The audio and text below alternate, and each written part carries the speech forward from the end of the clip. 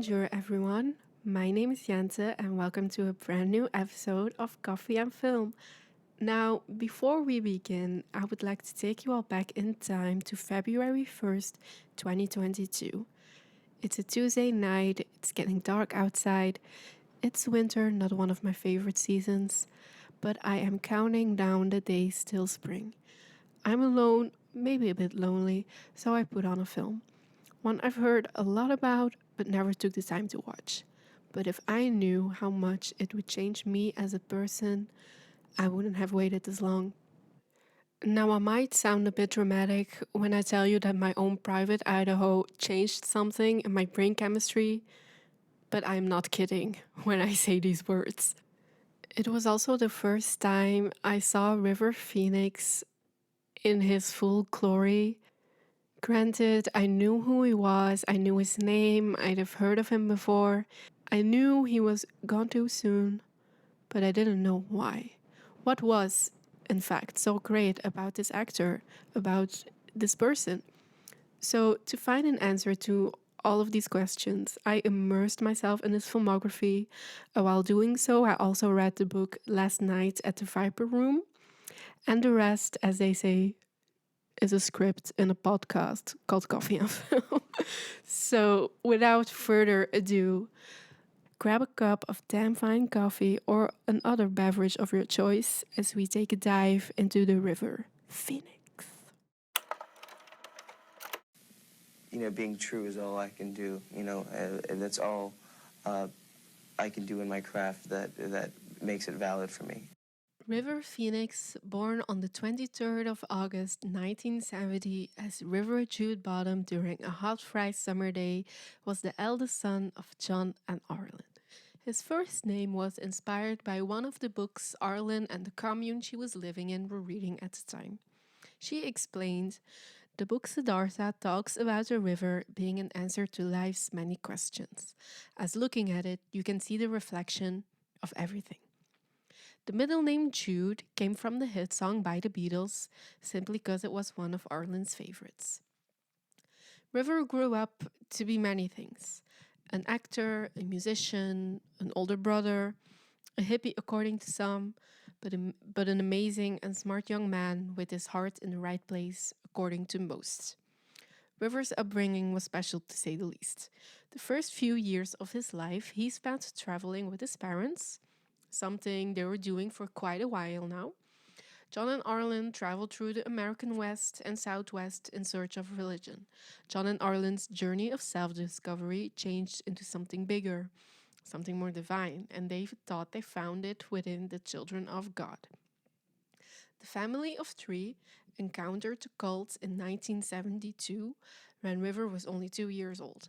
They joined one of their 69 communes, but they didn't settle down. On the contrary, the family proved how loyal they were to the cult and got trusted with spreading the word around. At the end of the year, they found themselves in South America and one member bigger. River got a little sister, Rain. The kids grew up spreading the same message their parents did. River and Rain would go out on the street, singing songs, strumming the guitar, and telling people God loved them.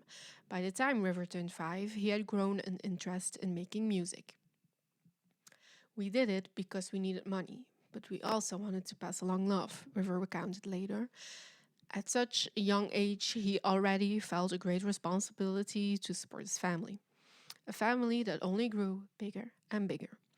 In 1974, Joaquin Phoenix was born, and 2 years after that, they got another sister named Liberty. Their last sister wouldn't come around until December 1978, ironically earning the name Summer, meaning all of the Phoenix children, except Summer, grew up within the Children of God cult. Because in October 1978, the family decided to leave.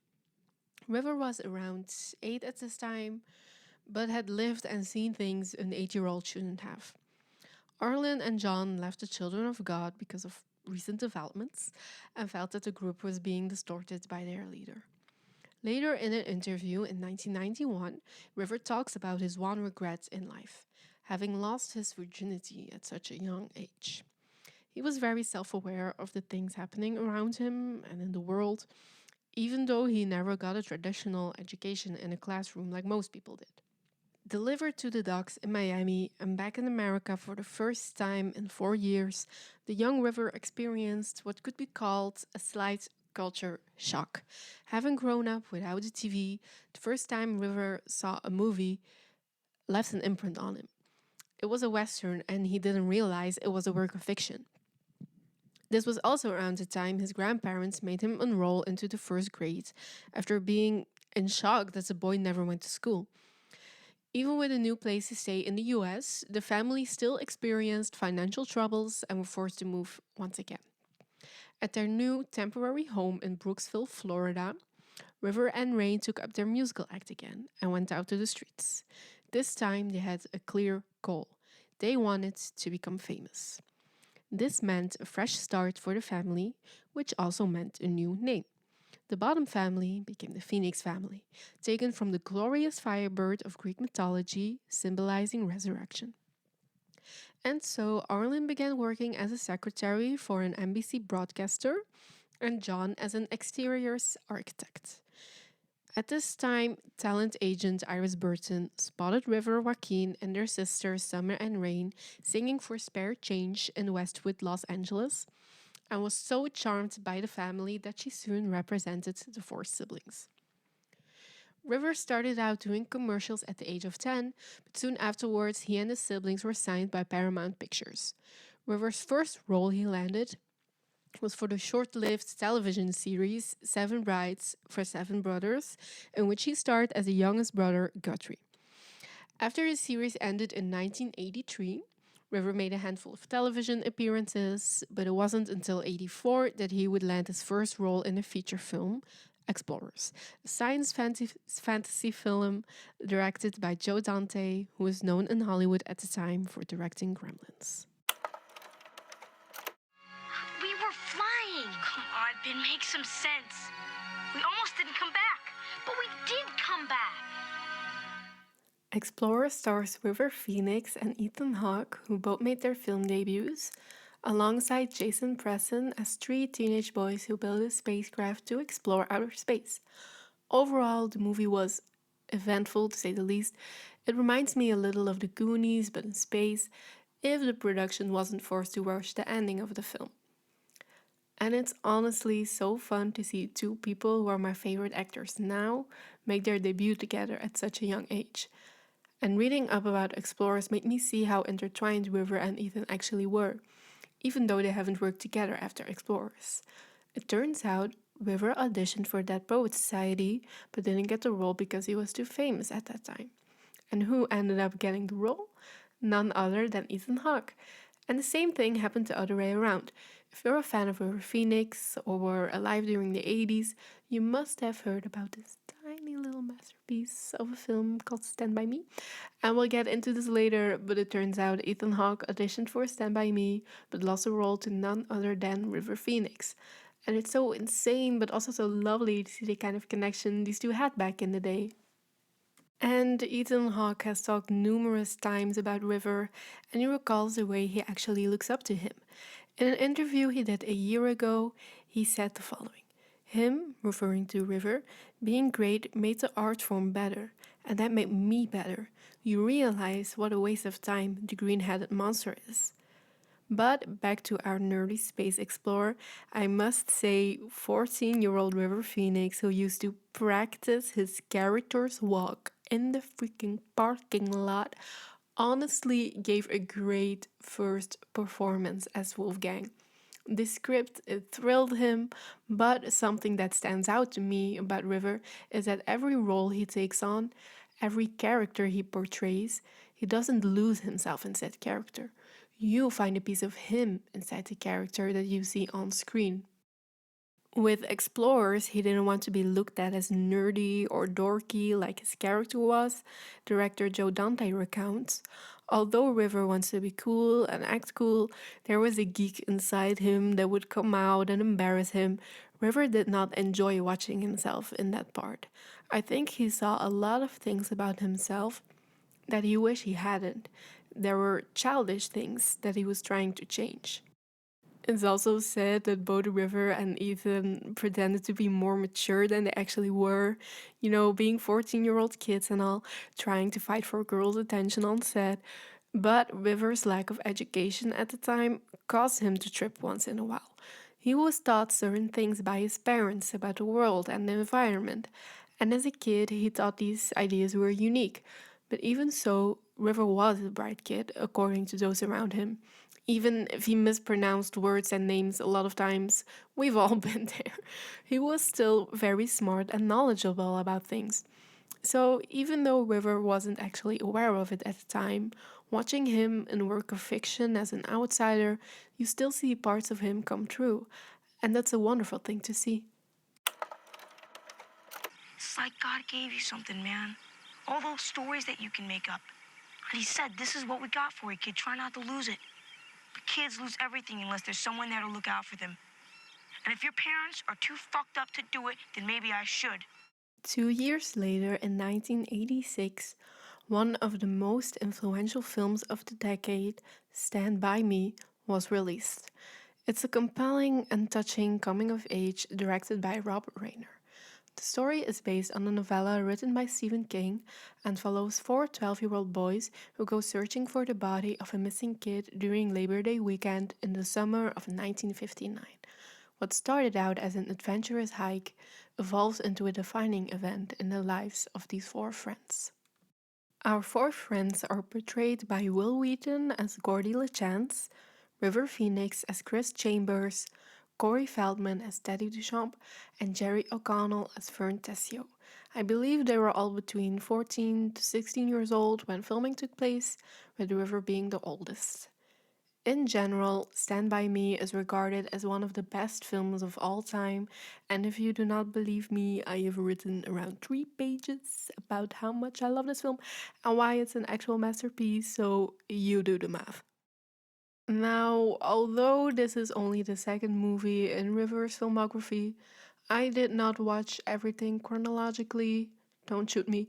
This entire episode came into creation after I watched My Own Private Idaho and could not, will not, would not stop thinking about it after I saw it. Of course, I knew who River was, but I hadn't seen any of his work besides Mopey and his appearance in one of the Indiana Jones movies. And after that, I started with Explorers and I did everything in order, but I skipped Stand By Me, and here's the reason. I knew 1,000% sure this movie was going to leave an impression on me and that I needed to watch it in the right mindset. I watched Stand By Me in a time of my life when I was feeling lost and alone and like I wasn't going to achieve anything in my future. It felt like my life was on pause when everyone else's was on play, and if it weren't for my friends and my partner and my support system, I don't know how I would survive, which is why I relate so much to Gordy. As mentioned before, Stand By Me has an ensemble cast, but the story gets narrated by Gordy. At the point of narration, he is an adult and has a son, and he reflects on this hiking trip he and his friends went on as kids. And although all the kids in this friend group have a difficult upbringing, I feel like Gordy is the one who is the most introverted, the one who wears his heart on his sleeve and is obviously very vulnerable and in touch with his emotions. Meaning, I feel like he is very much aware of why he is so sad and how messed up his home life actually is. He gets nightmares of being at his brother's funeral and his dad telling him it should have been you lying in the ground. Gordy is very much aware of the things that hurt him, and they scare him. It frightens him that these things going on in his life right now set his future in stone.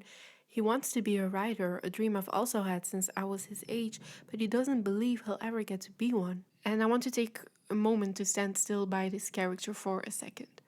As I've mentioned before, Gordy is portrayed by Will Wheaton. You might know him from Star Trek The Next Generation or The Big Bang Theory. He's quite well known. And before watching this movie, I didn't know anything about his personal life or anything like that. Same with Corey Feldman, another one of the kids in this cast. Getting back on track, Will Wheaton has been very open about the abuse he has endured from his father when he was young and the way his mother enabled this abuse. And seeing him in Stand By Me as a 13-year-old child actor acting against his will, it is just insane and so saddening to see his character hurt because of his father not loving him when the actor behind it was going through the same thing. And I already had a very strong reaction to this film, but finding out this information later hit me even harder. And I cannot imagine anyone else than Will portraying Gordy in such a raw and honest and emotional and real way. And I just wanted to show my gratitude one way or another. When I was researching this, I stumbled upon this thing Will Wheaton said about the casting choices of the director. He found four young boys who were the characters we played. I was awkward and nerdy and shy and uncomfortable in my skin, and I was sensitive, and River was cool and smart and passionate, and even at that age, kind of like a father figure to some of us. Cherry was one of the funniest people I had ever seen in my life, either before or since, and Corey was unbelievably angry and in an incredible amount of pain and had a terrible relationship with his parents. And it is so beautiful, yet painful, to see the friendship between these four kids. The banter and the crude jokes about each other's moms on one hand, and on the other side, the delicate way they care for each other. The contrast between the conversations that Cordy and Chris have, as opposed to the ones between Teddy and Vern. Watching Stand By Me and going on this hike with these kids makes you feel like you share this secret with them. You know what I mean? Like you were there with them on this life changing journey and discovered things about yourself just like they did. And once they return home, once the credits roll, you feel changed, you feel different. You're not the same person you were when they first stepped foot on the train tracks when you started this film. Now, what Will Wheaton said about River, him being cool and smart and passionate, even at that age, being like a father figure in a way, as someone who has been with River's filmography for a while at this point, it just makes so much sense to me. Every single time I watch River play a character, I see him. I don't just see Chris Chambers. I see a 15-year-old River with a different name, and he was so smart and so wise at such a young age. And you see that come through in Chris, especially in the scenes between him and Gordy. The advice his character gives, the words he says, it's like they came straight out of River and not just from a script. There's this one scene that really stood out for me. And it's towards the end of the film. We're in the woods and we see Gordy sitting on a tree branch, clearly shaken by the events that just took place. And Chris goes to comfort him. Gordy starts to cry at one point, saying, "I'm no good. My dad said it. I'm no good." To which Chris replies, "He doesn't know you." And it just broke my heart hearing Gordy's voice break like that. Chris continues to comfort Gordy in that moment, and it just makes me feel so warm inside hearing River say those words. Honestly, every moment these two boys shared were so pure and innocent, and it makes me so angry knowing what they were going through. These kids don't deserve to feel this way. They shouldn't be wishing they were dead. They shouldn't be convinced they're no good and that they'll never amount to anything. At that age, you have your whole future in front of you. And it should be exciting, not terrifying. And it made me think about how unfair it is that Riff passed away so soon with his entire future still in front of him.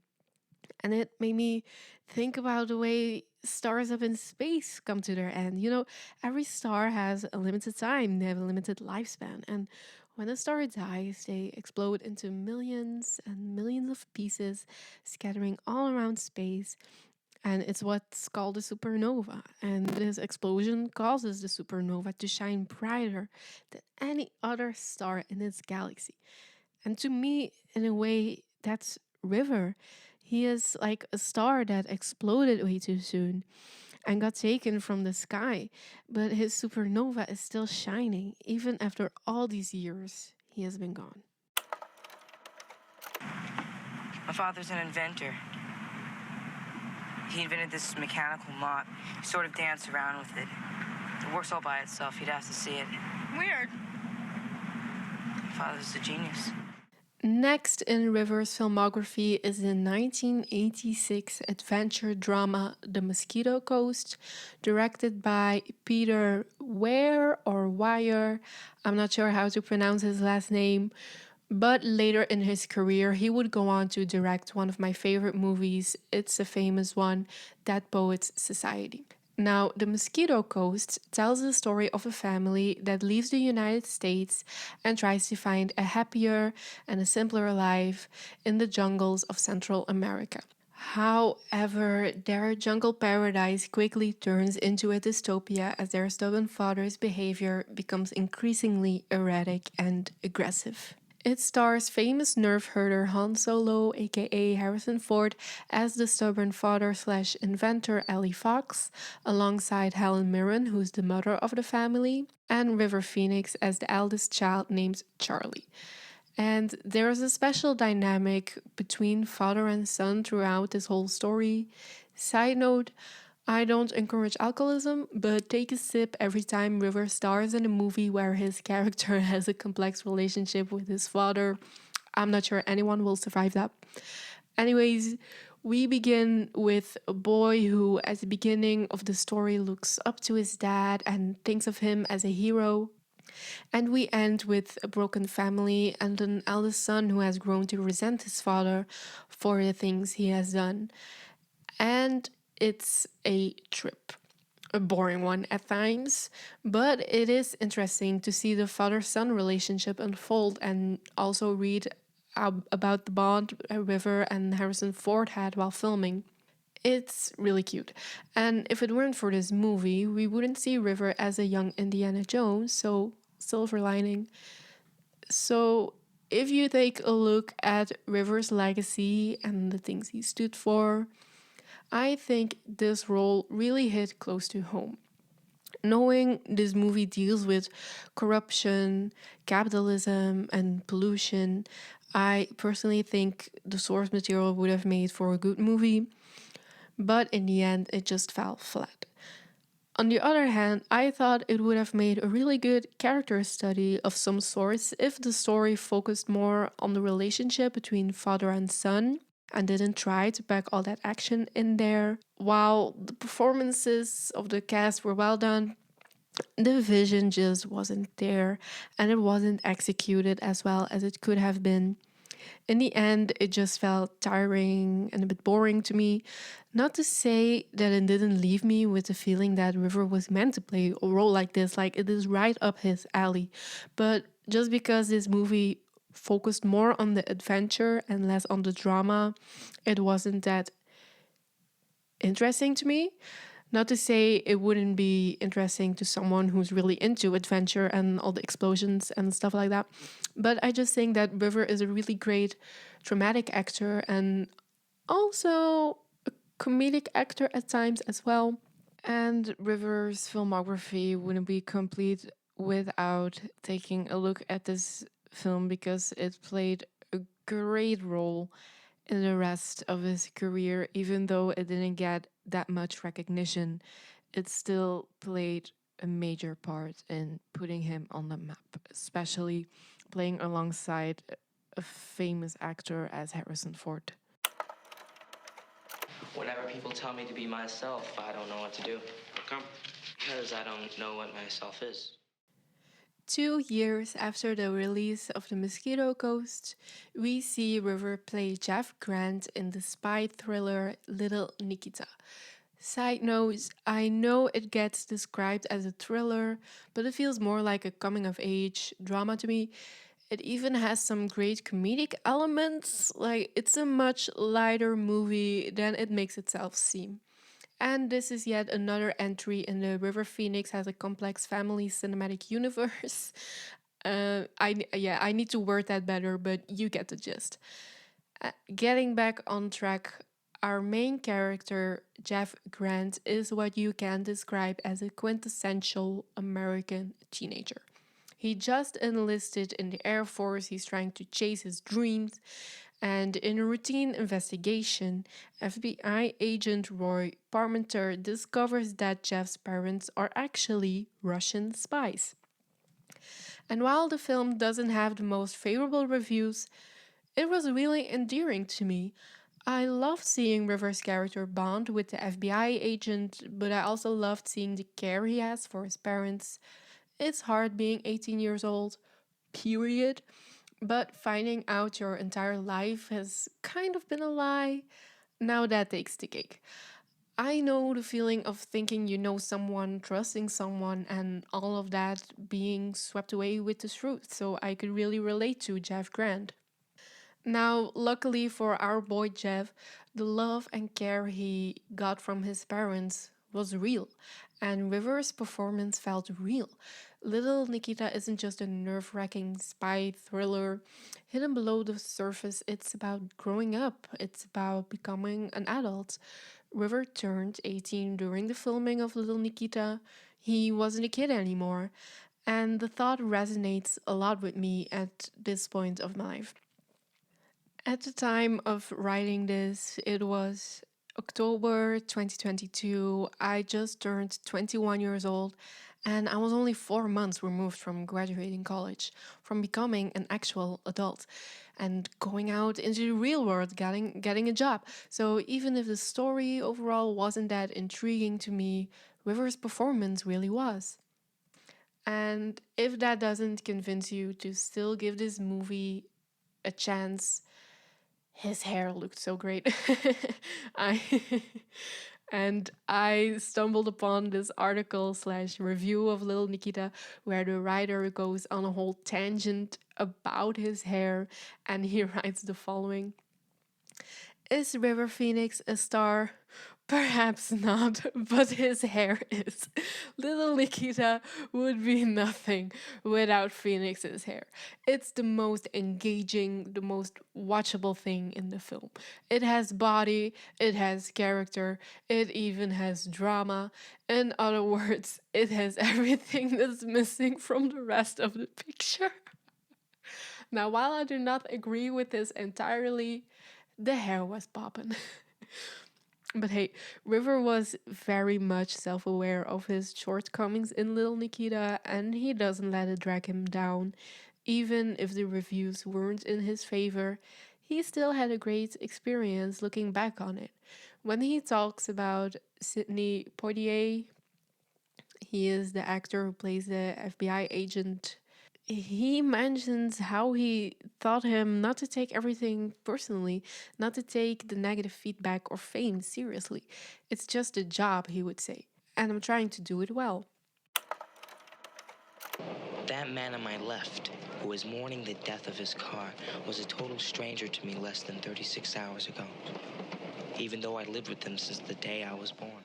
Staying in the realm of growing up, A Night in the Life of Jimmy Reardon is next in River's filmography. This film is written and directed by William Reichert and is based upon his novel Aren't You Even Gonna Kiss Me Goodbye? The story of Jimmy Reardon centers on a high school graduate who must decide if he wants to go to business school at the request of his father or go his own way and find a full time job while also deciding on who he wants to be in life and if he should leave his house. A Night in the Life of Jimmy Reardon was filmed in 1986 and released in early 1988. Now, 1988 was an interesting year for River. It feels like his fame was at an all time high around this time, or he was getting there at least around this time. Jimmy Reardon was the first of three films with River in the lead released that year. No worries, we will be getting into all of them on our little journey here today. But first things first, A Night in the Life of Jimmy Reardon. I just realized this title is way too long. Anyways, it was something. All right.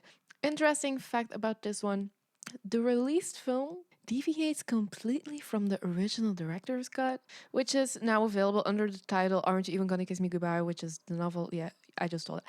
The one both director William Reichert and River favored, by the way. And so did I. Now, the theatrical version didn't leave a great taste in my mouth. The whole thing was made to capitalize on River's growing fame, and honestly, I don't think the plan really worked because the movie was just not good.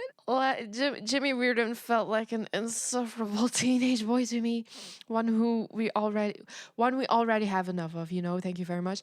And it didn't feel like a role River wanted to play. Granted, he was only 16 years old at the time of filming, and we all know the cliche of how 16-year-old boys behave around girls. But watching this after seeing River show his softness in Little Nikita felt off to me. So when I found out there was a director's cut, I knew I had to give little Jimmy Boy a second chance. And when I tell you the director's cut is nothing like the theatrical, I am not even joking or making light of the situation. It literally is nothing. They're nothing like. It's like they made two different movies with the same characters, and although this one was much better, it didn't really leave me feeling well anything really afterwards. The cut wasn't flawless, but at least it hit its target. A rueful story about a teen who discovers that his hustles have limits and that he's more like his father than he knew, which is the complete opposite of what Fox wanted to do with the theatrical cut, so it seems. Now, really, the only scene that actually stuck with me was the opening scene, which is, I believe, the only thing that is the exact same in both versions. So, yeah, was it worth watching a 90, like two versions of the same 90-minute movie? No, it was not. Um, and in this scene, we see River's character Jimmy sitting next to his father on the bus, while we also hear him do a voiceover. And now I am a sucker for movies with voiceovers because I love getting to know a character this way. Like, I love me a narrator, honey. Now, yet again, the words didn't stick with me, but if you paid attention to the intro of the sequence, you can put two and two together. So, Jimmy, Mr. Reardon, not that memorable, a little uncomfortable, but still, I wish you the best. It's in Alaga's attic, and one day perhaps it will make it to the airwaves, and then you'll have it. You'll have it, and you'll listen to it, and if you don't like it, you won't listen to it. Now that we left dear Jimmy Reardon in the past, I think it's time for a short intermission. As we know by now, River Phoenix was more than just an actor. Yes, he was an activist too and an all around special and wonderful human being, but he was also a musician. River was a part of the band Alaka's Attic from 1987 until a year before he passed in 1992, and could be described as an alternative rock slash folk rock band. Now, the name Alaka's Attic was something River came up with, and he said the following: Alaka is a poet, philosopher, and the attic is a meeting place where he lives and has a secret society. People come and visit him and read his works. Then he dies and they meet regularly and continue the reading of his works, and from that learn their own and become filled with this new passion for life, and they express it through music and form a band. We've put it in a fairy tale setting. According to Last FM, the band's lineup changed somewhat over the years. The original lineup existed of River providing vocals and guitar and being the main songwriter. His sister Rain was also a vocalist.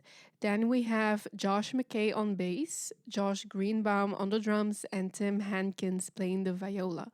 Love me some viola. Now, the band were offered a 2-year development deal with Island Records in '88, and they released two tracks, Across the Way in '89 and Note to a Friend in '96, both released for benefit albums. The band also lent a track titled Too Many Colors to the soundtrack of My Own Private Idaho, which is such a cute song, you guys. Overall, the band had some success in the early '90s, being played on radio stations across the US, followed by a tour of the East Coast. As expected, the band mainly focused on playing nonprofit charity events, using their platform to raise awareness of environmental issues and animal rights causes. At a point in their career, Aleka's Attic signed a record deal with Island Records. This was later abandoned, but River never gave up on trying to have his music released. River was also friends with Flea from the Red Hot Chili Peppers, who on occasion played bass for Aleka's Attic. And at the time of River's untimely death in 1993, the band were putting together their first album titled Never Odd or Even, also known under the name Zero. The album was very near to completion, but hadn't been released back in the day. However, in 2019, Rain released the singles Scales and Fishnails and Where I'd Gone, which is such a great song. You guys hearing River screech at the end? Just put that on a loop whenever I'm having a bad day. Thanks. Now, a year later in 2020, to celebrate what would have been River's 50th birthday, Rain released the Aleka singles Alone You Will Lobe and 2x4 alongside a video of their song In the Corner Dance. Now, if this was a YouTube video, this would be the time I would insert a dancing montage. You guys have no idea how many times I have played In the Corner Dance on a loop while working on the script. It's insane behavior. And not just when writing, just in general. Had a hard day at work, going on a road trip, taking the bus, need a new ringtone, sick of your phone's default alarm? The answer is In the Corner Dance. What can I say? It's a bop. Go stream it. And if you're not feeling it and are in your angsty emo phase, that's okay, babes. Alone You Will Lobe is right there for you. Anyways, in the description of said video, Rain left a beautiful message that I wanted to read to you guys. She writes, River was a champion of the marginalized and misunderstood. He was an advocate for left of center expression. He lives and breathed music. For River, honesty and authenticity were non negotiable. They were his North Star, and it reflected in the integrity of his work. The band also sold some tapes with a few of their songs when they were on tour, and you can find some recordings and live performances online. They also set up a MySpace page back when MySpace was still a thing. Sadly, there's only a handful of songs on Spotify that Rain was lovely enough to release. Fingers crossed we'll get to hear the album in its entirety one day. But in the meantime, I recommend going to aleka.org if you want to go down the rabbit hole yourself. Lots of information on there, albeit a bit dated. Side note, I just want to give a quick shout out to the die-hard River Phoenix fans out there that provided such a lengthy archive. You're doing the Lord's work, and I am sending positive vibes your way. Close friends and family of River have stated that although he loved to act, music was his true passion. Riv always said that he was a musician at heart and not an actor. He had begun teaching himself guitar at the age of 5 and had stated in an interview that his family's moved to Los Angeles when he was 9, so that he and his sister could become recording artists. I fell into commercials for financial reasons, and acting became an attractive concept. River has also said that music is a hobby because I'm not making any money out of it, but I put as much conviction as I do into my acting. And having listened through their songs and scouring the internet to watch any video footage of their gigs I could find, all I can say is that you should do the same for yourself and feel the pure joy of their music. It's a sad thing how unknown this music is, but it doesn't have to be. If I can create at least one River or Aleka fan in this tiny corner of the internet, I'm a happy person. Their music really does evoke that newfound passion for life. It puts you in that fairy tale setting River spoke about, and it's just generally very inspiring. Whether you're a musician or a poet or a philosopher or anything else, Aleka's Attic and River's creativity in general is filled to the brim with magic. And that magic is still there. It's right there in front of us. And I think that's wonderful. You can do what you want to. You can tell your dad anything. I don't care. I just needed you to know. I don't know what I'm doing. And I love you. We have all heard the proverb, third time's a charm, and this phrase applies to River's last film of the year 1988, Running on Empty. And this film also left me an empty vessel. Now, this film is definitely in my top three favorite River Phoenix films, and you can guess it made me cry like an infant. All the good ones do. Now, Running on Empty is a drama directed by Sidney Lumet and written by Naomi Foner. Excuse me if I butcher your name, who happens to be the mother of Maggie and Jake Gyllenhaal. Thank you very much.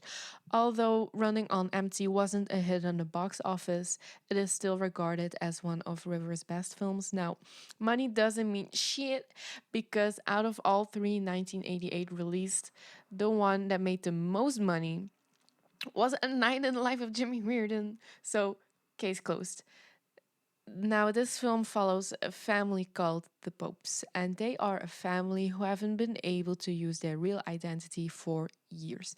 In the late 60s, the parents set a weapons lab afire in an effort to hinder the government's Vietnam War campaign. And ever since then, the Popes have been on the run, with the authorities never far behind. In this one, River stars as the eldest son called Danny, going by the name Michael after the family has to move again, but we are gonna keep referring to him as Danny to avoid confusion. So, Danny Pope, he's my boy, he's my best friend, he's my pal, he's my homeboy, my rotten soldier, my sweet cheese, my good time boy, as Laszlo Cravensworth from What We Do in the Shadows would say. Now, sorry for that obscure, slightly obscure, that is, reference, but it had to be said. We mostly follow Danny in this movie, but we share some time with his parents too, getting to know about the conflict they, especially the mom, have because of what they have done in the past and the way it impacts their children. It was a selfless but also a selfish act. They wanted to do something for the greater good. They wanted peace. But by doing so, they kind of decided the future of their children for them. And Danny, being the eldest, is the first one to experience struggles because of this. He's going to a new school and takes a music class where his teacher discovers he has such a talent for playing the piano, and he tries to support Danny and wants him to pursue music into college. But of course, his parents don't want him to leave because it's dangerous. Like if his identity gets revealed, no more piano for you, my boy. And then this girl called Lorna enters the equation, and Danny doesn't know what to do. I mean, he's a teenager after all. And on top of that, he's not just a teenager, he is a 17-year-old boy. And this boy, he's at war with himself. He wants to make a future for himself. He wants to do what he loves. He wants to go to college and be Danny, not Michael. But in doing so, he would have to leave his family behind. And you can't do that, right? Not after everything they did for you, not after they tried to keep you safe for that long. And everything in this film gets played out so well. The characters are written wonderfully, and you can't help but root for all of them, even though you wished they didn't do or say some of the things they did. But in the end, all you want is the best for the popes. And listen up, seeing River play piano, it's absolutely amazing to watch. It is just so endearing to see. I get goosebumps just thinking about the scenes in which he does so. And also, I actually I did not expect this film to make me cry as many times as it did. I mean, the end, I'm not gonna spoil anything, but the end is very emotional and bittersweet. And there is this one scene that caused me to break down and just sob. And it is so beautiful. It's, I believe, in the third act of the movie. At this point, we've gotten to know this family a bit. And around this time in the film, Danny has met a girl who he has fallen for, portrayed by Martha Plimpton, who was River's girlfriend at the time. So every scene these two have, they it just feels authentic. But I digress. Danny is falling for this girl, and he invites her to come over to his mom's birthday party. And after they all had dinner together, Lorna is helping Danny's father do the dishes and stuff like that. And there's music playing, and the two of them start singing, and quickly the rest of the family joins in, and they're all having a beautiful moments dancing and singing together. And Danny and Lorna have this little moment where Danny is unsure what to do with himself. He's like, "Can I hold her? Can I touch her? Am I allowed to fall for her?" And he does. He completely he just gives himself all over to it. He holds her in such a tender way, and in my eyes, that is the moment he let his guard down and fell in love with this amazing girl in front of him.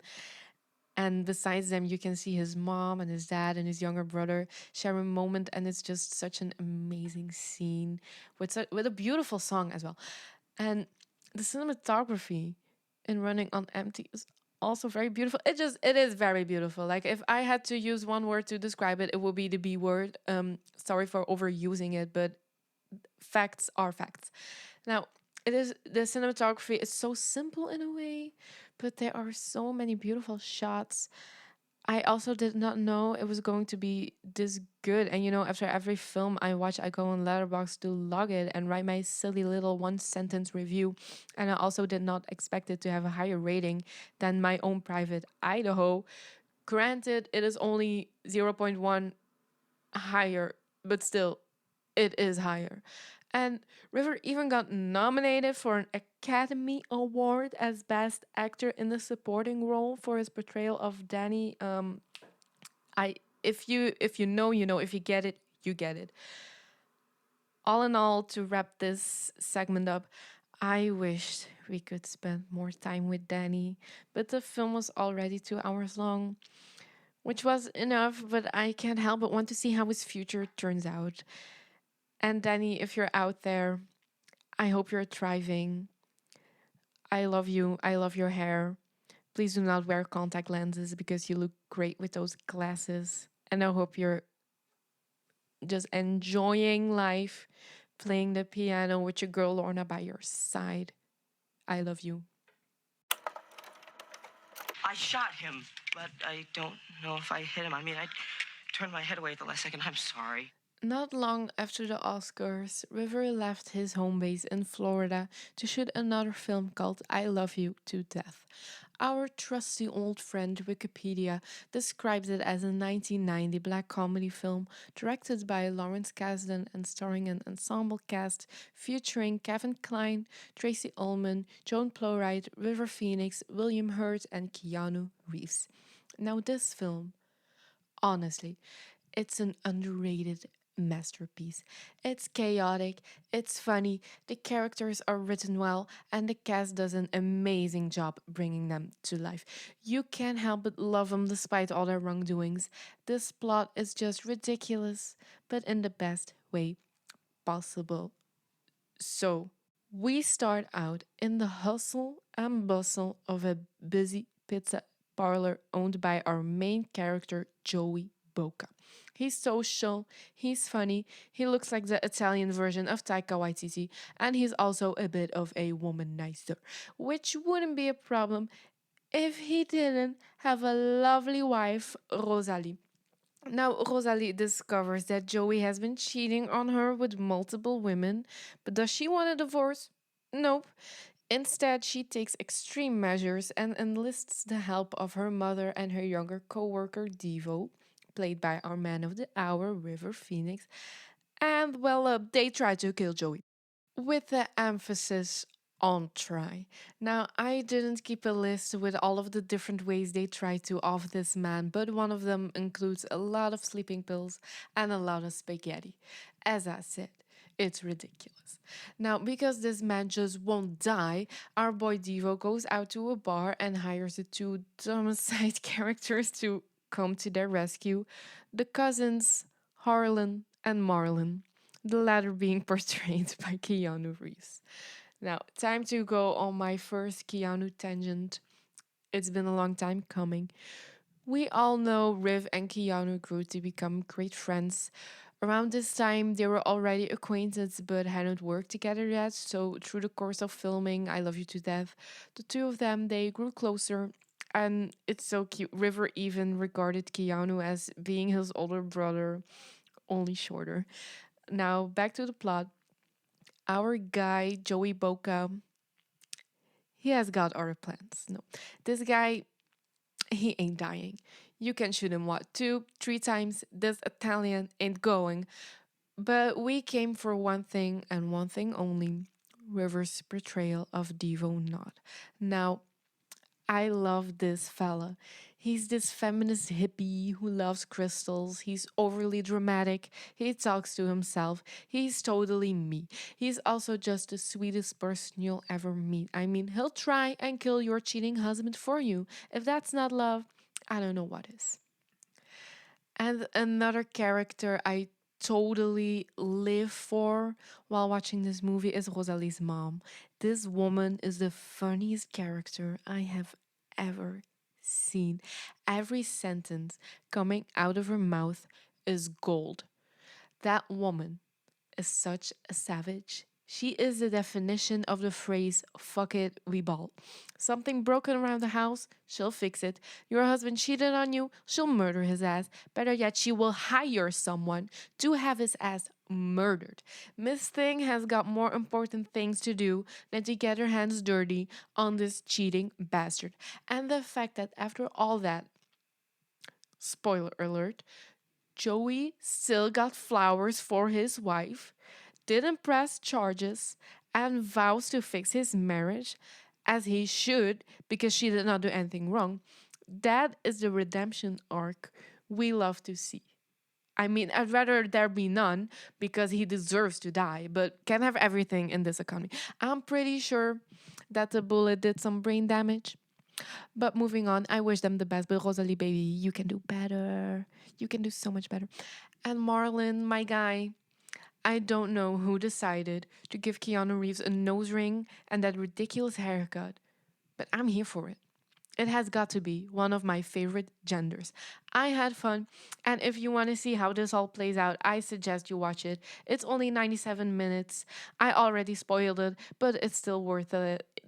It's worth the 97 minutes that it is. So order a pizza, invite some friends over, and do what you gotta do. And fun fact, apparently, the screenplay is loosely based on an attempted murder that happened in 1983 in Pennsylvania, where a woman named Frances Toto repeatedly tried to kill her husband Anthony. For her crime, she spent 4 years in prison for attempted murder and was released in 1988. And as if this story wasn't crazy enough already, as of this year, the couple are still married. Now, although I sound very enthusiastic talking about I Love You to Death, I do love it to death, actually. It was a flop in the box office, but not in my heart. I believe this came at a wrong time in River's acting journey, it being a comedic role and all, while River's view on acting was like very mature. He described it as the following: you can't just wake up the next morning and be the character. I started off by stripping myself of who I am, by thinking more neutral. You have to neutralize yourself before you can become another character. Wow, this quote is really long. I become non opinionated, refusing to think from River's perspective, and then slowly I add characteristics and start thinking the way the characters would. I fantasize about being the character and I play mind games with myself until the transition takes place. This sounds like me playing Dungeons and Dragons. But he recognized the danger in this view on acting, learning from his peers over time, growing to take another view later in his acting journey, where he saw it was important not to lose yourself completely, that the best actresses and actors have at least half of themselves in the role. A place he wouldn't reach for a while, actually. If you don't want me around here and if I'm just a pain in your ass, just tell me to leave and I'm gone. Now, this next segment is gonna be a little bit of a short one because, fair warning, I hate men. Now, Dogfight is a 1991 coming of age drama film set in San Francisco during the 1960s and was directed by Nancy Savoca. Now, the story of Dogfight takes place in the fall of 1963 and follows our main character, Eddie Birdlace, played by River. Eddie, he is a volunteer for the Marine Corps and he is about to ship out with three of his friends for a tour of duty in Vietnam. planning a massive blowout for their last night in San Fran. Eddie, his buddies, and a bunch of other Marines, they set up a contest they call a dogfight. Now, before I tell you what this dogfight entails, I want to give another disclaimer. Men are pigs. But what's new? So, the entire purpose of this dogfight is to find a date, but not just a normal date. No. To win the dogfight, you must find the quote unquote weirdest, ugliest, least attractive girl, and unbeknownst to her, have the other guys judge her. But Eddie, he's obviously not like other guys. He is a good guy. And he stumbles upon a girl called Rose and invites her to a party. And the film then takes a little turn and just focuses on the time Eddie and Rose spend together and how they fall for each other, which makes me question the entire premise in the first place. If you're gonna turn it into a romance and focus on these two characters, why did we need the sexist setup to begin with? So, as you can guess, Dogfight wasn't really my cup of tea. You know, after so many films, one's attention span does start to deteriorate. Caffeine stops working altogether, and aside from all the sexism, it was a little too slow for me. And while I do love me a slow burn, there just wasn't a lot going on plot and character wise. And once again, the plot that was there, it just made me mad. And I also didn't really feel a connection with any of these characters, which I mostly did with River's filmography. Even in films I didn't care for much, there will always be a character that I find relatable or makes me laugh or simply wears a nice outfit in a single scene, making the work more memorable. But I really did not have that in Dogfight, which surprises me since the rating was so high. Now, the film just once again it felt a little off. Normally you would hear me complain about River Phoenix playing a tender love interest, but this time around I didn't feel much depth from the character or the story as a whole. The friend group just pissed me off so much that I did not get to enjoy River's performance altogether. I think they reminded me too much of a group of sexist frat boys, which doesn't really make for an interesting story, in my humble opinion. I could love someone even if wasn't paid for it. I love you and you don't pay me. My own private Idaho, my dear sweet Idaho, oh, how I admire you, how I cherish you, how I hold you so dear. I don't think I'll ever be able to find a way to put into words how much you mean to me. Your endless roads, your tender embrace, your loneliness, and the heartache you put me through. Lord knows I'll try, but nothing I'll ever say can put you to justice. You have been on my mind ever since that cold winter day, all the way through spring and summer, up until that beautiful fall evening our paths had crossed again. This will be my love letter to you, and I'll shout it to anyone who will listen. My Own Private Idaho is an American independent drama film, both written and directed by Gus Van Sant. The story is loosely based on the two Shakespearean plays Henry IV and Henry V. It was released in 1991, 2 years before River's passing. Starring River as Mike Waters, a street hustler suffering from narcolepsy, alongside his best friend Keanu Reeves, portraying Scott Favor, the wayward son of the mayor, slumming himself on the streets to amuse himself before coming into his inheritance. Gus Van Sant wrote his screenplay for My Own Private Idaho somewhere in the 70s when he was living in Hollywood, drawing inspiration from the John Rushdie novel City of Nights. However, after reading said novel, Gus Van Sant felt the book was miles better than the screenplay he was writing and shelved the script for years. This changed in 1988 when Van Sant met Michael Parker. Michael was a young man who lived on the streets and became the inspiration for the character of Mike. Parker also had a friend called Scott, although in the script, Van Sant gave the character of Scott Favor a rich background. My Own Private Idaho fuses two plot lines, one revolving around Mike's story and the search of his mother, with the other one being based on the Henry IV place following Scott Favor's story. The two come together on a journey of personal discovery that takes them from home base Portland to Mike's hometown in Idaho and all the way to Rome. Van Sant realized he could blend the two together to form a unique story, thus giving birth to My Own Private Idaho, with the title of the film being derived from a song by the B-52s called Private Idaho. The film features an abundance of Shakespearean dialogue and a Falstaff character by the name of Bob Pigeon, played by Rivers' friend William Reichert, who he met when Reichert directed the Jimmy Reardon film. Initially, no studio would finance the film because of its subject matter.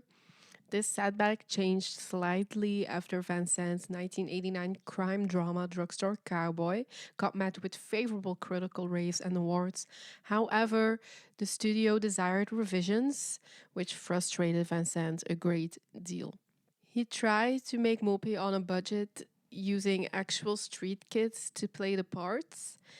Van Sant faced more problems when trying to cast the two central roles. He decided to send the script to Keanu and Rivers' agents, but figured that their agents would reject the script. Iris Burton simply refused to send the script to the Phoenix family as the subject matter was completely taboo in filmmaking at that time. Just before Christmas 1989, a young Keanu Reeves decided to get on his trusty motorcycle and ride over 1,000 miles down from Canada to the eastern United States to visit his friend River Phoenix. His cargo along the way? The script of a new project by Gus Van Sant titled My Own Private Idaho. On New Year's Day 1990, River and a few of his friends got together to watch the aforementioned Drugstore Cowboy and were duly impressed. Not long after that, he and Keanu met up to discuss My Own Private Idaho, knowing these roles were risky, but they agreed to do it together, shaking hands on the deal. Mopey would not have been made if Keanu and River did not decide to go all in and make the movie together. Rather than stay at a hotel, Van Sant let River stay at his house for the duration of the shoot. Soon, much of the young male cast joined River, prompting Van Sant to move out, letting the youngsters take over. His home quickly turned into a crash pad littered with musical instruments and late night jam sessions. A big part of Mike Waters' character revolves around the fact that he has narcolepsy. Van Sant got the idea from a man who was a guide of sorts when the director was gathering material for the film and who always looked like he was about to fall asleep. River met up with a friend of Van Sant who suffered from narcolepsy, discussing how the fits happened, what brought them on, and the lucid dreaming that came along with it. To further prepare for his role, River spent a lot of time on the streets of Portland, learning the tricks of the trade and having conversations with Michael Parker, the inspiration behind Mike. As I've said earlier, when writing the screenplay, Van Sant had combined the two scripts into one. On one side, you have Mike's story being told in a more conventional, modern way. And on the other side, you follow Scott's story being told in a more Shakespearean way. The latter, I mean, literally. When the film takes place in Portland, the city Scott's father is mayor of, our characters speak in early modern English, aka the language Shakespeare wrote in. But when we go on our journey to Idaho and Rome, we follow Mike's story and our characters speak, for the lack of a better word, normal. And what's even more interesting to me about this whole thing is that during the campfire scene, Mike talks about never having had a normal upbringing, a normal family with a mom, a dad, a dog. But the way his journey gets portrayed as compared to Scott's life is, in our eyes, more normal, so to speak. Mike's journey of self discovery and his queerness and his trauma, suffering with his condition, are more relatable in a way to us than Scott's life, who comes from a life of privilege, making Mike the normal one. in our eyes, in my eyes, the eyes of another outcast who hasn't had a traditional upbringing. But don't all these abnormalities make us, in a way, more normal? Much to think about. The soundtrack of Moby also ties in really well with the story, especially the Irish song playing during the end credits. It's really beautiful and provided comfort as you're left staring at all the colors with the names plastered across. Well, let's be frank, tears are streaming down your face. The scenery is also something that really stands out in this film. The barn falling from the sky at the beginning, the endless roads our characters walk upon, the beautiful cloud scat skies. It's a love letter to Idaho and to simplicity. The cows, the sheep, and rural Americana. And Keanu Reeves looks damn fine on a motorcycle. Also, his jeans were ripped so badly around his behind area. This man's ass was hanging out the entire film. Fun fact about the barns. Gus Van Sant is also a painter, I believe, in his free time, and he used to paint a lot of barns, which is what I believe inspired the scene of the barn falling from the sky at the beginning. Getting back on track, I want to discuss a few important scenes the film has. Most people, when they hear someone mutter the words My Own Private Idaho, the first image that springs to their mind is a campfire. The campfire scene really is the centerpiece of the film. Don't get me wrong, Moby in and of itself has had a major influence on so many people and on cinema as a whole, but its most famous scene is definitely the campfire scene. It's both one of River's best performances and it signifies the shift in the story, going from focusing on Scott Favor's character to Mike Waters' character and his side of the journey.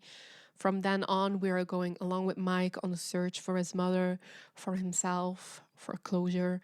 It happens roughly halfway through its 104-minute runtime. We find Mike and Scott in Idaho. They have stopped for the night and are getting warm by a campfire they made. The two are talking about their childhoods. Mike recounts that if he had a normal family and a good upbringing, then he would have been a well adjusted person. What's really on his mind, however, is that he is in love with Scott and terrified of saying so. Mike says he could love another guy even if it wasn't for money, confessing his feelings. Scott, however, doesn't share the same sentiment. He loves Mike, but more in a platonic way. He thinks he's his best friend, more than friends, even. They're family, they're like brothers in a way. Throughout the film, the only constants in Mike's life were drugs and Scott. And the one person who was always there to pick him up, both physically and mentally, was Scott, romantic or not. That is true love. Van Sant thinks it's the best part in the film. He also recounts that it was chosen by River to be his big scene. It was scheduled for the last day of shooting, and River rewrote the scene himself, making it more lyrical and his love for Scott more explicit. Because at that time, showing queerness in films, it was a bargain. It was very brave. It was a bargain you made as a filmmaker back in the day. And to be honest, River really did not give a fuck about showing it, and I love him for that. I love that he took that script and he put it in black and white writing that Mike is in love with Scott. Period. Another thing I love about seeing Keanu and River together is the way it provides like a small insight into the friendship between them. At the point of filming Moopy, they were really close. I mean, would you drive your motorcycle hundreds of miles for someone who's just a colleague? There's talk about this rumor being real or not, but I would like to believe it's real. I would not put it past Keanu. That man loves his motorcycles. But just the way they interact through the medium of cinema, the way Scott holds Mike whenever he has an episode, or the tender embrace during the scene, and the comedic aspects in the first half of the film as well. The fact that we got to see this part of their friendship is pretty special and makes me just makes my heart feel full of love. Uh, yeah. Later on, towards the end of the story, we have a falling out between Scott and Mike. Scott has stepped out of the life he led on the streets, and Mike is back where he began. This falling out prompts the death of Bob Pigeon. The street kids decide to give Bob a proper send off, and they all get together at what happens to be the local cemetery. At the same time, we see Scott and his family are also at a funeral, the one of his father, who was the mayor of Portland. And I love this scene for several reasons. One of them being that it shows how society in this place that is, looks at grief. Scott comes from a background of wealth and privilege, and it shows in the way his family and their loved ones come together to grieve this loss. Everyone is dressed in black with sadness plastered on their faces, sitting in complete silence as a preacher of some kind reads the eulogy. Next to that, we hear music and yelling and dancing and a celebration of life, which is a complete difference of how we are expected to be grieving the loss of a loved one. And I think that's beautiful. On the other hand, the funeral scene also shows the journey Scott and Mike's relationship went on throughout the film just by the look on their faces. Mike knows that this moment is all he has left. He doesn't have a bright future in front of him, no family to lean on like Scott has, while Scott watches on as they celebrate the life of Bob, longing to be there with Mike. Then the ending of Mopey is pretty open. The story doesn't really come to a traditional end, but that's what makes it so great and emotional and powerful. At the end, we find ourselves at the same place we begin the film, a rural road in Idaho that stretches out as far as the eye can see, filmed just 15 miles away from where River was born. Mike starts to have another narcoleptic episode and falls asleep on the road. We watch then as a car stops and two men step out, stealing his bag, holding all his belongings and his shoes from off his feet. After that, another truck comes to a stop beside Mike's body, picking him up from the road, putting him in the passenger seat. And there's two ways of looking at this. On one hand, it could be an ill intentioned stranger picking up a young, handsome boy with no witnesses in sight. Or if you have a more optimistic view on the world and are convinced that Scott came to Mike's salvation, breaking the cycle they're both caught in, I tend to prefer the optimistic view. The road symbolizes a freedom of constraints in a way, breaking the boundaries found in a heteronormative society. And I believe that by putting Mike back at the place where he started, it's impossible for him to break these boundaries. He is forced to be stuck in this cycle, but by getting out of this graveled purgatory, getting picked up by a familiar face, he gets to leave this place behind and go forward on his road towards healing from his childhood trauma, his past, his addiction to drugs. He gets to start over. My Own Private Idaho was released in 1991 and broke many boundaries for queer cinema. The film premiered at the 48th edition of the Venice International Film Festival and was greeted by mostly positive reviews from critics. River received several awards for his performance as Mike Waters, and it is deemed as a cult classic, especially in the LGBTQIA community, for bringing taboo subject matter like queer love stories and sex work to light. It has also received praise for its avant-garde style of storytelling. But most notably, My Own Private Idaho is considered a landmark film in the new queer cinema movement of the 90s. The 90s were a pivotal time for gay rights in the United States, while the 80s were an incredibly tough and tragic decade for our community. It did lead to people becoming more mobilized in the 90s and ready to fight for their rights. One way to do this was through filmmaking. And an important part of cinema in the 90s was the uprise of the new queer cinema movement. Many films were beginning to represent queerness as a response to the AIDS crisis of the 80s and just representing queer and trans people in a way that didn't stereotype us or victimize us. River's portrayal as Mike Waters got critically acclaimed, helping bring queer cinema to a broader audience. I plan on dedicating an entire episode to the new queer cinema movement in the future, so I won't go into great depth as of now.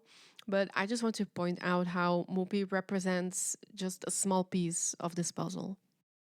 At its core, My Own Private Idaho is a story of two men navigating love, grief, and youth rather than showing them being victimized or villainized.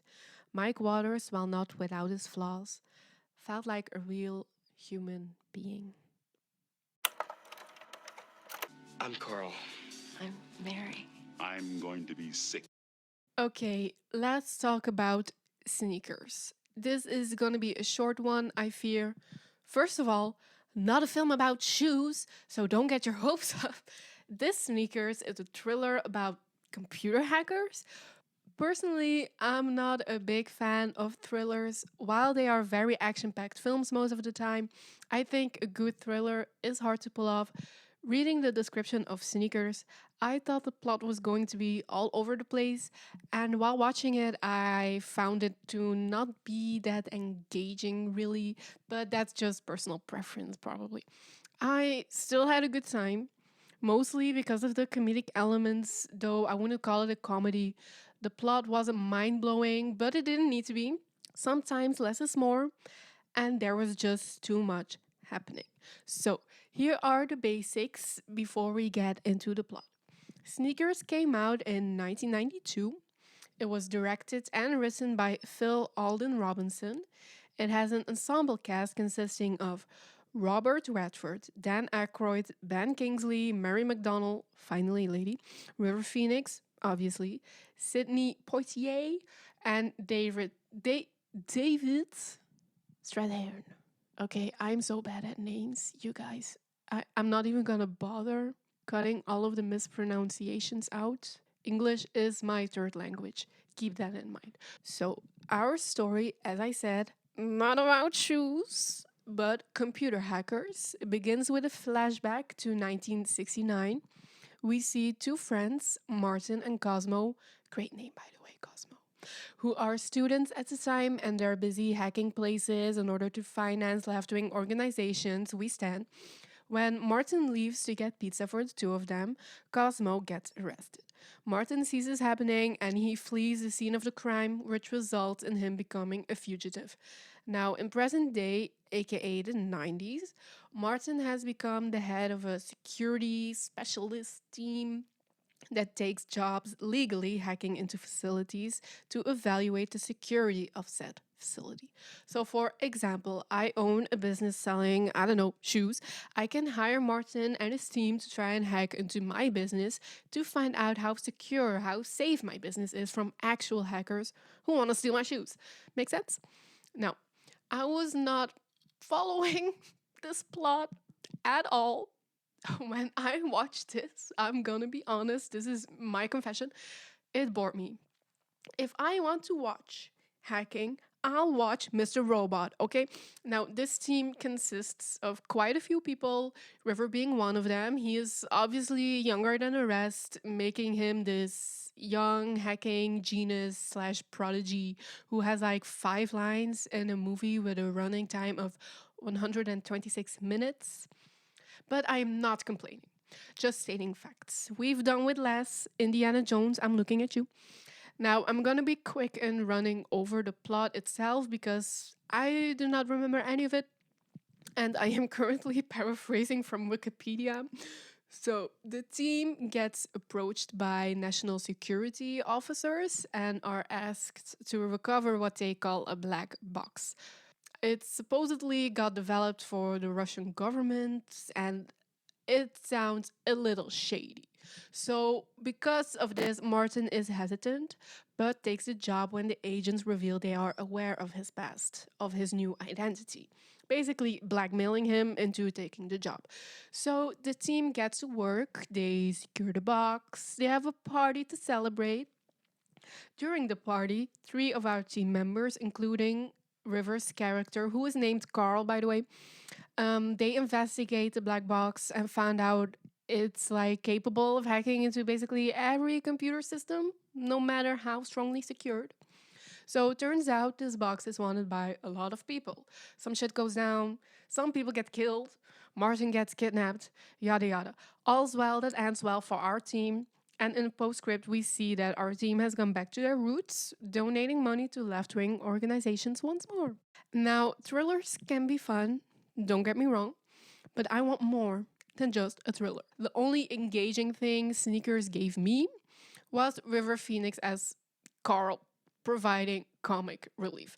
Our boy River has a small role in this. I think the smallest of all the people in this friend group, but by God, if he wasn't the funniest. His character is the definition of just some guy. Like, he really is just some guy. This film has got him doing helium, dancing like a madman for like 3 whole seconds, the 3 best seconds if you ask me, and falling from the ceiling on top of a bunch of security guards in order to stall time. Even if this guy only appears in a handful of scenes, he steals the show in each one of them. There's a scene towards the end of the film. The team has basically done what they set out to do, so they have some demands they give the police, and the only thing Carl wants is the phone number of a cute girl that works in the office they broke into. We've got the full package, guys. He can dance, he can hack, and he is romantic. What more do you need? Before I sign off on this segment, I just want to take a moment to point out how much of an underrated comedic actor River actually is.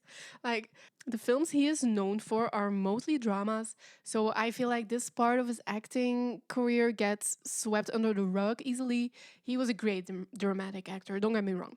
But comedy, because it's inherently just very silly, like it's supposed to be, it's meant to make us laugh. I think that in and of itself gets looked at as more easy than drama, when a good comedy is hard to pull off, man. Your lines, the delivery of them, comedic timing, physical comedy, it isn't as easy as it looks. And I think River does a great job at that. And I just wanted to shed a light on that side of his filmography. Sadly, he didn't have a big part in Sneakers, so I wouldn't recommend watching this one if you want to laugh your ass off.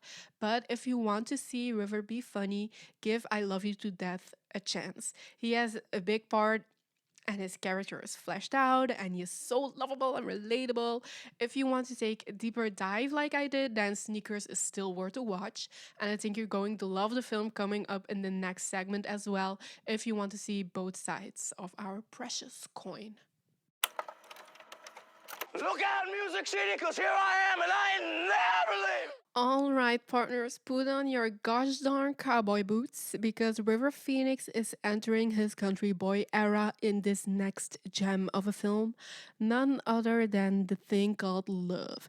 This 1993 comedy drama is directed by Peter Bogdanovich and stars Samantha Mathis, River Phoenix, Dermot Mulroney, and our girl Sandy B.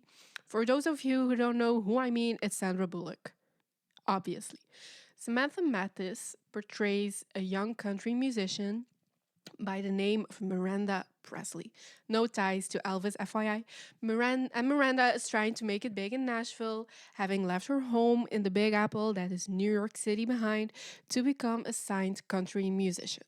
She's likable, she's blonde, she wears a jean jacket and plays a guitar. What's not to love?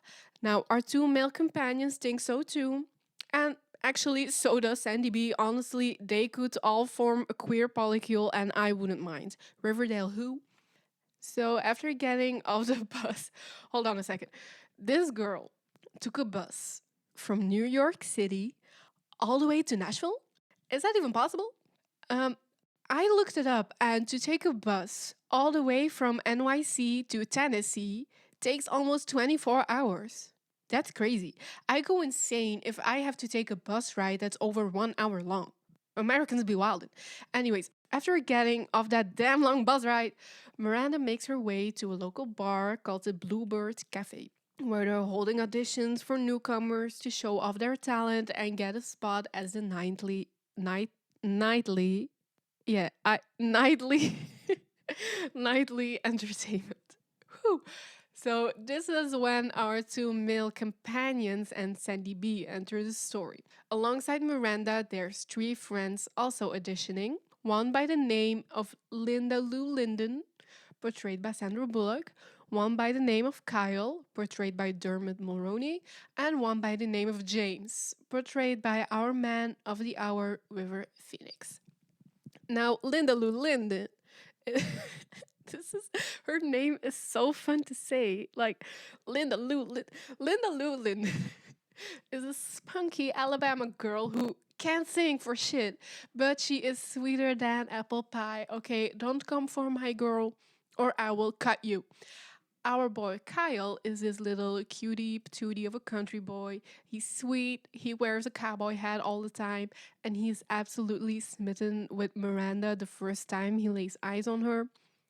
Now, James, he's a little bit of the opposite. He's moody, a bit distant, and a tiny bit full of himself, but man oh man, is this boy talented. I'm not into country music, but by God, that would be different if River would have released a country album. Can you tell I love these characters? Well, maybe not Kyle. Kyle becomes annoying later on, but anywho, there's this song they played during James's audition, and if there's a Guinness World Record for most adjectives in the chorus of a song, this would win it without a doubt. Now, even though Miranda rocked her audition, in my opinion, she didn't get selected by the bar's owner, but she does land a waitress job. She moves into a nearby motel, and she doesn't seem to ever sleep, choosing instead to spend her nights writing song lyrics. So Miranda and Linda Lou quickly become besties, opting to share a motel room to save money. Let's go, lesbians!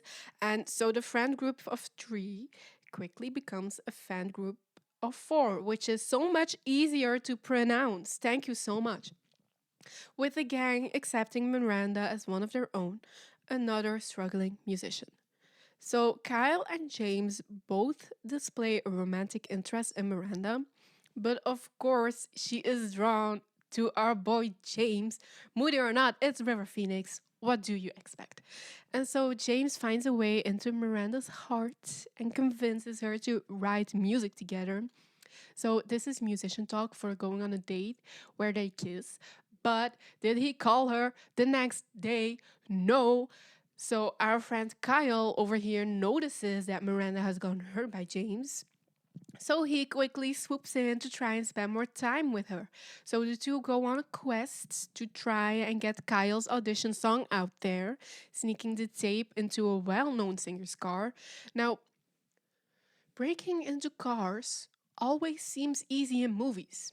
Well, in other movies, that is. It goes south real quick in this one, and they get caught by the police. Luckily for Kyle, the singer follows them down to the station, listens to the tape on the way, and decides not to press charges because she likes the song. Good for you, Kyle. Since the two had such a great night, Kyle manages to ask Miranda out on a date, and they go line dancing. This film is so country. I love it. Now, this scene is where the film does a full 180, in my opinion, and goes from comedy to drama. At the date, James gets called on the stage to perform his music, and he asks Miranda to come up and sing with him. Now, this chemistry could make a scientist lab explode. Anyone can see it, including Kyle, who gets his heart broken when Miranda tells him she is leaving with James. This is where things go fast. And I mean real fast. Their love wasn't written in the stars, it was written in a hurricane. Okay, they move in together, take an impromptu road trip to Graceland, and get married. Yeah, you heard me. And what could be the most enraging yet romantic scenes of the film, James asks Miranda to marry him after obtaining a toy ring from a candy dispenser. Side note, if you look closely during this scene, you can see James try multiple times to get a ring from the dispenser. And it's kind of cute, but also don't get married after a week of dating, guys. So, to prove my point, the couple's relationship turns into a dumpster fire and it does not smell great. They barely spend time together. Miranda sleeps all day because she's up all night, still writing music, and James's career is slowly taking off, causing him to isolate himself in his practice room, and they fight. A lot. But do they talk? Communicate their wants and needs? Basic interests? Nope. So, when James gets the opportunity to record his first ever album, he comes at a crossroads. Leave his newly married life behind for a few months and move to Texas, or be a decent man and ask your wife to come with you?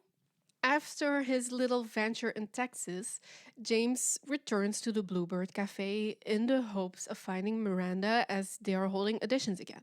But of course, Miranda had other plans and decided to move back home in a moment of crisis. Luckily, the moment passes before she got on that 24-hour bus ride and auditions at the bar with a new song, finally earning that spot she has been working towards all this time and reuniting with James.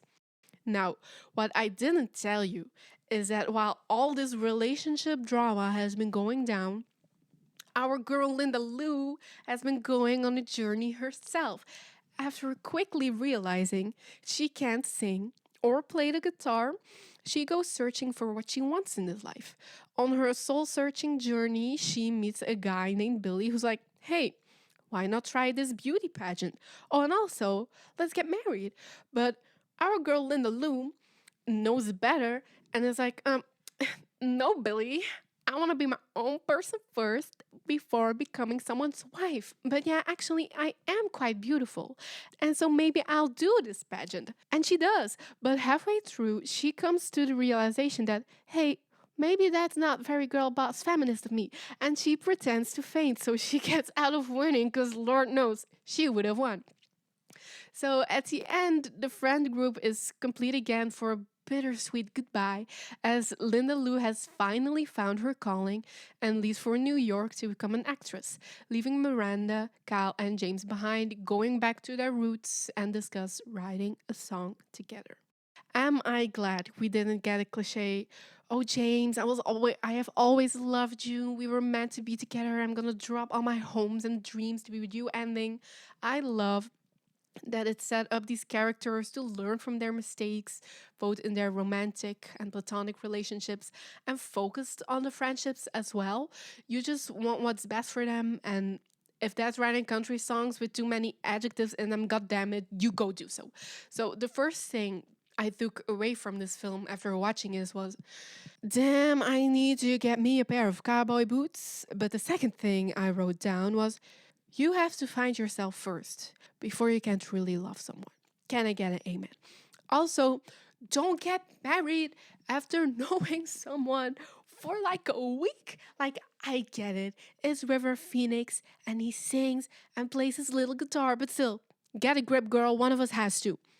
Also, did the ending just actually imply that Miranda, James, and Kyle are in a polycule? I was joking before, but they actually just pulled a Riverdale. I'm not angry though, I could work with this. Can I get a yeehaw? Take me with you. A body. Take me. Next on our journey is the first of two Western films River has starred in. First on our list, Silent Tongue, which gets described as a Western horror. Intriguing.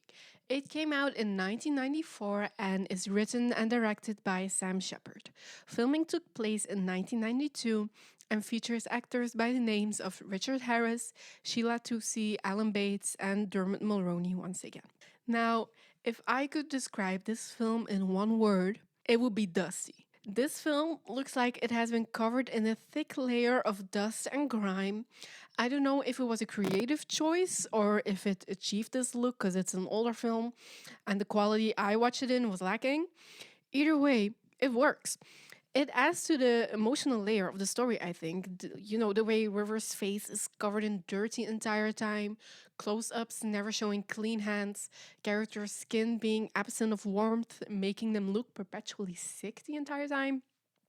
From the first note of flute music, you get the feeling that Silent Tongue is going to be a bleak one.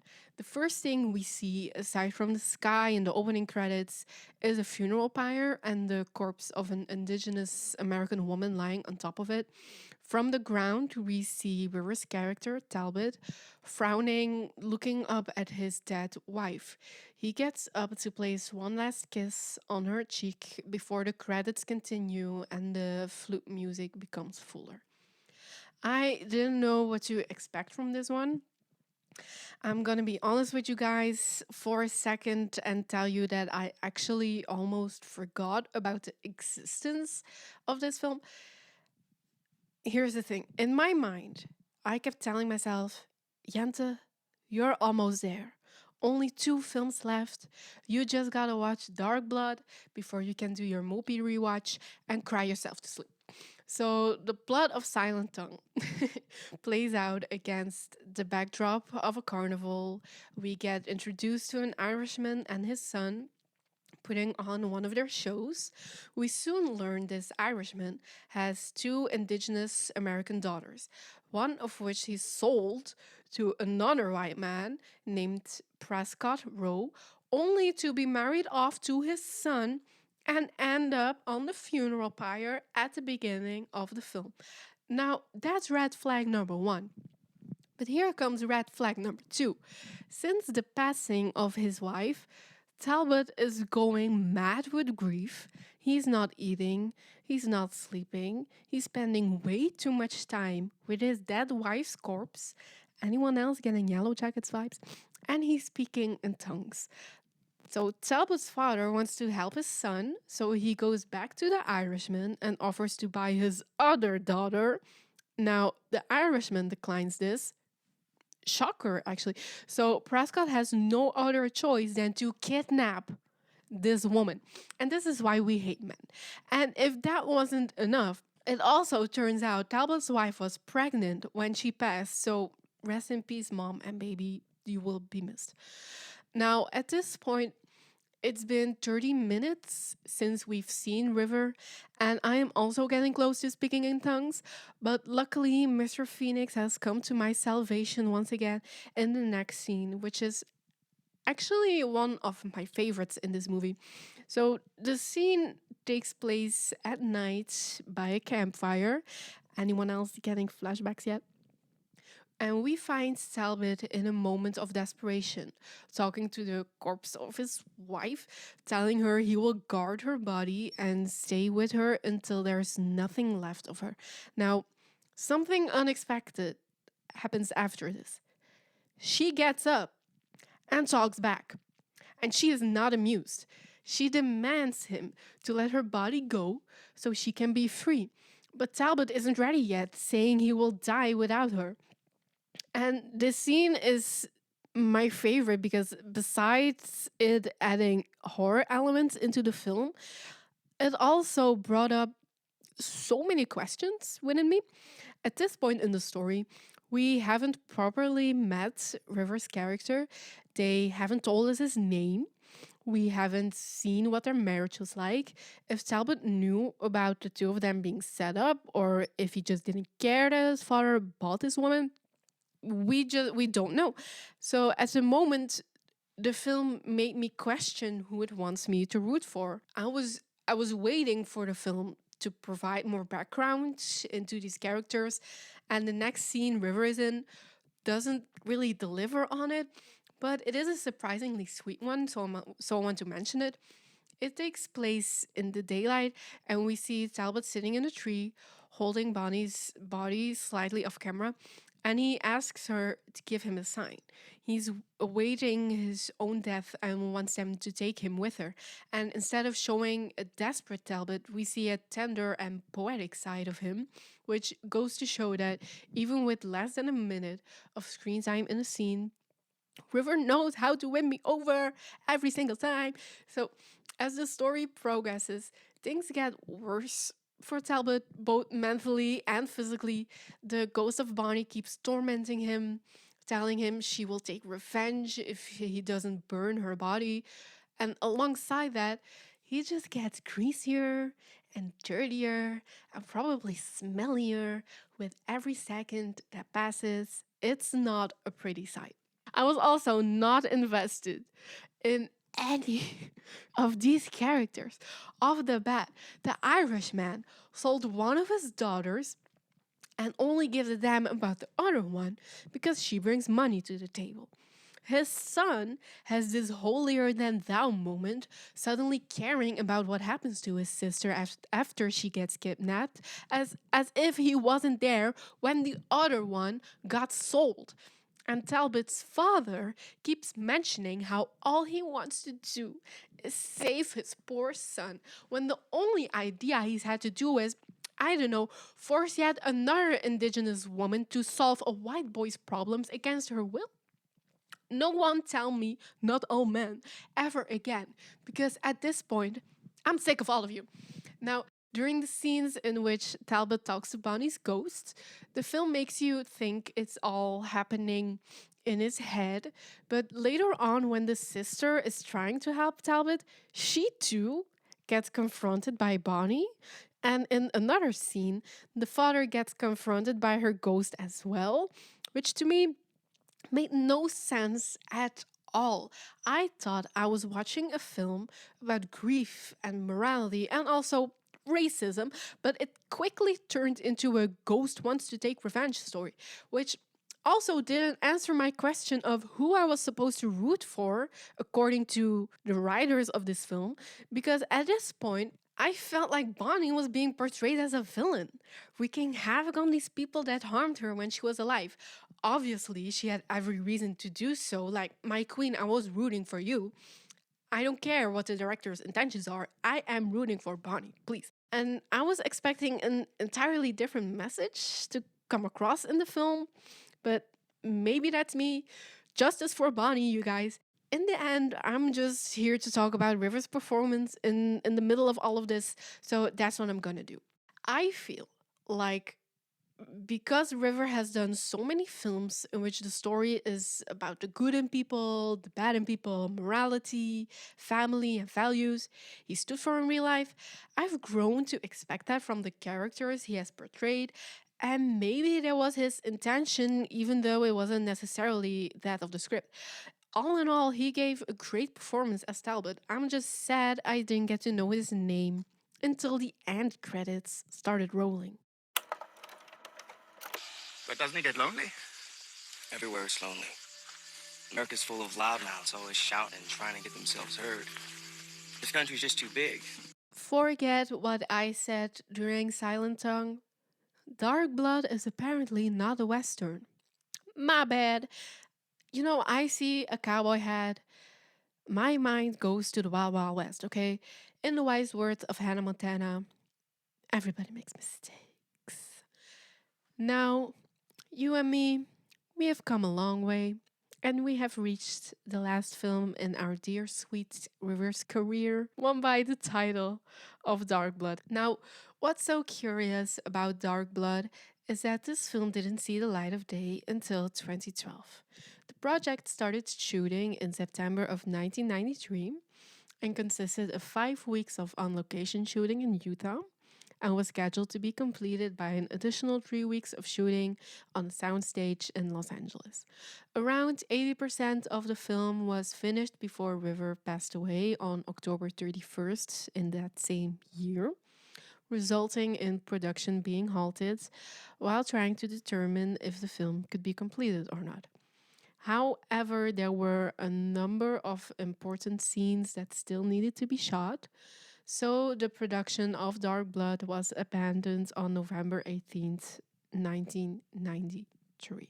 Now, Dark Blood is an American Dutch thriller directed by George Sluizer and written by Jim Barton. The cast existed of River Phoenix, Judy Davis, and Jonathan Pryce, with River portraying his one and only villain role of his entire career. The story of Dark Blood follows an actor named Harry and his wife Buffy as they're traveling by car, getting stranded in the middle of the desert. Buffy goes looking for help and stumbles upon a small, lonely farm in which a widower named Boy resides. Boy has recently lost his wife, who passed away due to cancer. It turns out that the grounds Boy and his wife lived on are used for nuclear testing, which resulted in Boy's wife getting sick because of the radiation. Boy quickly takes the couple in, offering to help them and giving them a ride to the nearest town. However, things quickly become uncomfortable and the situation takes a turn for the worst as Boy keeps delaying his promise, as he's growing a slight obsession with Buffy. Much to Harry's dismay, of course. At first, Buffy is skeptical about the whole situation, having become attracted to Boy as well. But as things progress, she too realizes that Boy has no intention of ever letting them leave. At some point in the movie, when the three are sleeping, Harry wakes silently and convinces Buffy to steal Boy's car keys so the couple can attempt to escape. Boy notices this and steps in. The next day, a fight ensues between the two men. Harry manages to hit Boy with an axe, wounding his head in the progress. At that moment, the couple's car is delivered by Boy's friends, who take a wounded Boy inside the cabin. He requests to see Buffy one last time, saying goodbye to her with an embrace, dying in her arms. Buffy then leaves the cabin, and the couple's fate is up to Boy's friends, one of whom is a sheriff. But despite the crime that just took place, the couple are told to leave immediately in their car. So Boy's friends then set the cabin ablaze as a funeral pyre for him. The film comes to an end as Harry and Buffy drive out of the desert, exhausted by the events that just took place over the last few days. They hold hands as Harry asks Buffy if she's okay, to which she replies no as she glances back at the fire's glow. In October of 2011, it was revealed that the director had held onto the previously recorded footage of Dark Blood, fearing that it would be destroyed if not. At this point, he had re edited the material, providing narration for the missing scenes in a way to tie the story back together. There was speculation that the director intended to have Joaquin Phoenix dub River's voice for the missing scenes. However, the Phoenix family did not participate in further production of Dark Blood, releasing the following statement. In regard to releasing River's last film, Joaquin Phoenix and his family have not been in communication with the director, nor will they participate in any way. However, the completed film premiered in September 2012 to an audience at the Netherlands Film Festival in Utrecht. In the narration before the start of the film, the director compares the final version of Dark Blood to a chair with three legs. After the project was abandoned in 93, Dark Blood was like a chair with two legs, he says, unable to hold itself up. This version, he goes on, is like a chair with three legs, able to hold itself up, but not ideal. I do think it was interesting to see yet another side of River's acting range, with him portraying a villainous character. It's just that the circumstances really were not ideal. The story of Dark Blood itself felt a little disjointed because the director had to narrate a lot of scenes. He did a great job, but it didn't feel completed at the end and didn't leave a fulfilling feeling as the film comes to a close. There weren't any scenes that particularly stood out to me. The only memorable one, in my opinion, is the shot of the burning cabin at the end. Short anecdote about that scene. Back in August, I visited the film museum in Amsterdam, and they had this room where they projected film scenes on the wall. You were able to pick out a scene that caught your attention with these tablet thingies, and it would tell you what film it was. Coincidentally, one of the scenes I picked out of all of these was the one of the cabin burning down, not knowing it was Dark Blood. All in all, I don't really have a very formed opinion on Dark Blood, I think. I'd rather shed more light on River's other works than this one. I didn't think it was horrible or anything like that, but I didn't think it was great either. Having said that, I did not have a great feeling reading about how the Phoenix family didn't participate or lend any support to this project being finished, to my knowledge. On one hand, I can understand why the director wanted to complete Dark Blood, but on the other hand, I think it's more important to respect the wishes of the Phoenix family. Some things are better left in the past. There's a home I had chosen me. On a different note, we have slowly reached the end of our journey. I struggled with writing the ending for this episode. I've been with River's filmography for such a long time. Even though he only spent 23 years on this earth, he has made a massive impact on so many people, including me. I wanted to get to know him through his career, his music, the stories I've read, and share his sentiments with my small corner of the internet. One of his most famous quotes, and my favorite, is a lyric he wrote saying, "Run to the rescue with love, and peace will follow." And that's all I want to show with this episode. The love he talked so much about. I want this to be a celebration of his life and the art he gave to this world. I've decided to release the episode on October 31st because this year it has been 30 years since we've lost River. And in order to remember him and bid you all a proper farewell on this day, I want to say, wherever, whatever, have a nice day. Thank you for listening. And before I go, I want to leave you with a poem I wrote inspired by my own private Idaho because it just feels right. This morning, I woke up with the entire world in front of me, and I felt frightened, like a house that fell from the sky. Miles and miles of road around me, and no one to tell me the way.